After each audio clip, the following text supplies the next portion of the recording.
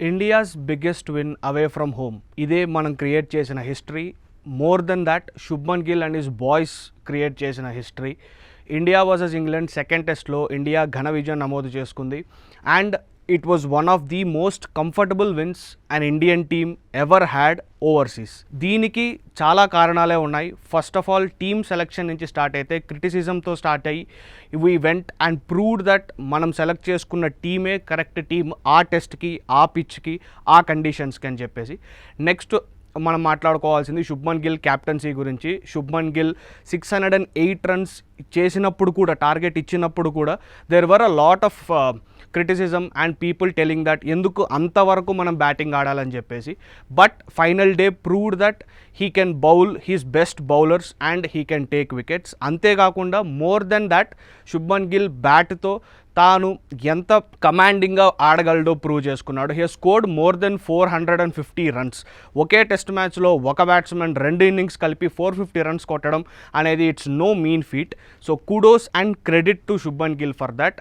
అంత social media attention Shubman Gill పైనే ఉన్నప్పటికీ there is a couple of other people who played a very key role, and two of them are Mohammad Siraj and Akashdeep.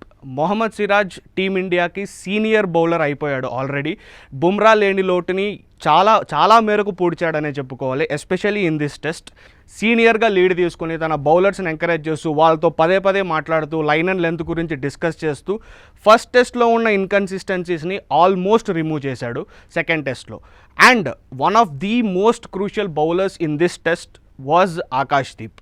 Akashdeep story గురించి, తన tragedy గురించి, తన life ఎలా మలుపు తిరిగిందో ఖచ్చితంగా మనం మాట్లాడుకోవాలి. బికాజ్ ఆకాష్దీప్ లాంటి ప్లేయర్స్ గ్రాస్ రూట్స్లో ఇండియాలో చాలామందే ఉన్నారు, కానీ అందరికీ ఇలాంటి అవకాశం దక్కదు.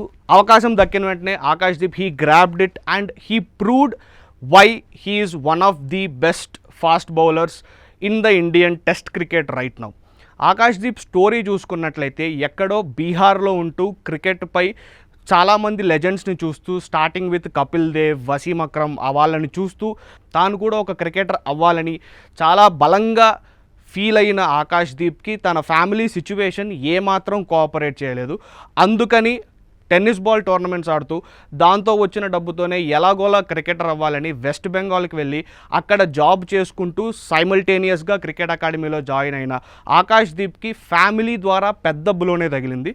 వాళ్ళ ఫాదర్ ఒక గవర్నమెంట్ స్కూల్ టీచర్.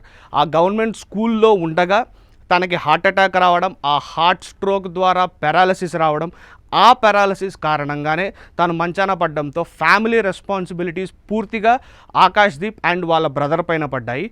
ఆకాష్దీప్ సంగతి చూసుకున్నట్లయితే క్రికెట్ ఎప్పటికైతే వాళ్ళ ఫాదర్కి పారాలసిస్ రావడం జరిగిందో క్రికెట్పై తనకున్న ఇష్టాన్ని ఎంతో కొంత తగ్గించుకున్నాడు.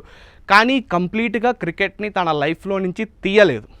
సైమల్టేనియస్గా ఉద్యోగం చేసుకుంటూ డబుల్ షిఫ్ట్లు, ట్రిపుల్ షిఫ్ట్లు చేస్తూ కూడా వీకెండ్స్ క్రికెట్ ఆడుతూ తన క్రికెట్ డ్రీమ్ని ఎక్కడో ఏదో ఒక పాయింట్లో ఫుల్ఫిల్ అవుతుందనే ఆశతో ఉన్న ఆకాష్దీప్కి ఇంకొక బ్లో ఏంటంటే 2.5 years అగో వాళ్ళ ఫాదర్ మరణం.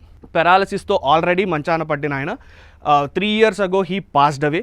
సో అంతేకాకుండా డబుల్ బ్లో అనే చెప్పుకోవాలి. వాళ్ళ ఫాదర్ చనిపోయిన 3 monthsకే వాళ్ళ బ్రదర్ కూడా చనిపోయాడు.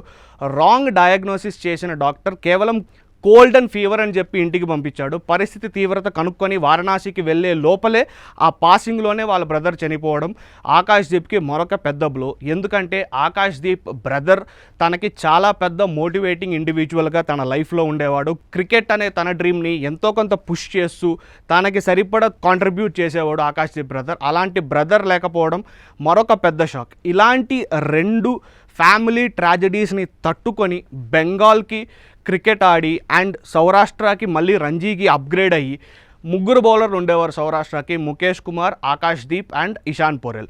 వీళ్ళ ముగ్గురుతో రంజీస్లో తన టాలెంట్ని ప్రూవ్ చేసుకొని ఇండియాకి కాలప్ రాగానే he proved that he can be a match winner. ఇలాంటి స్టోరీస్ ఇంకా చాలామంది ప్లేయర్స్ దగ్గర ఇలాంటి స్టోరీస్ ఉన్నాయి. All they need is one big chance. ఆ ఛాన్స్ ఆకాష్దీప్కి దొరికింది. ఆ ఛాన్స్ శుభ్మన్ గిల్ అండ్ గౌతమ్ గంభీర్ ఆకాష్దీప్కి ఇచ్చారు and he showed what he can do. ఇంకొకసారి ఆకాష్దీప్ పైన ఎటువంటి క్రిటిసిజం వచ్చినా బర్మింగ్హామ్ టెస్ట్ చాలు, ఆ టెస్ట్లో ఆకాష్దీప్ హీరోయిక్స్ చాలు to shut down the haters. ఇంకొక విషయం ఏంటంటే మ్యాచ్ అవ్వగానే 10 వికెట్ హౌల్ తీసుకొని గ్రౌండ్ అంతా సెలబ్రేట్ చేసుకుంటున్న ఆకాష్దీప్ తన సిస్టర్ గురించి ఒక హార్ట్ బ్రేకింగ్ న్యూస్ రివీల్ చేశాడు, విచ్ ఈస్ తన సిస్టర్ కూడా she is going through a cancer phase right now. అందుకనే ఈ విజయాన్ని, తాను తీసిన ఈ 10 వికెట్ హౌల్ని, తన ఆనందాన్ని తన సిస్టర్కి డెడికేట్ చేశాడు. షీ ఈస్ కరెంట్లీ స్టేబుల్, కానీ ఫర్ ద పాస్ట్ 3 months చాలా స్ట్రగుల్ అయిందని, అందుకనే he wants to dedicate this victory to his sister అని చెప్పాడు. ఏది ఏమైనా ఫ్యామిలీ ట్రాజడీస్ ఒక పక్క, లైఫ్ యొక్క డిఫికల్టీస్ మరొక పక్క, అండ్ ఇవన్నిట్లో కూడా క్రికెట్ ఒక మనిషికి ఎంత ఆనందాన్ని ఇస్తుందో ఆకాష్దీప్ స్టోరీనే ఒక చక్కటి ఉదాహరణ.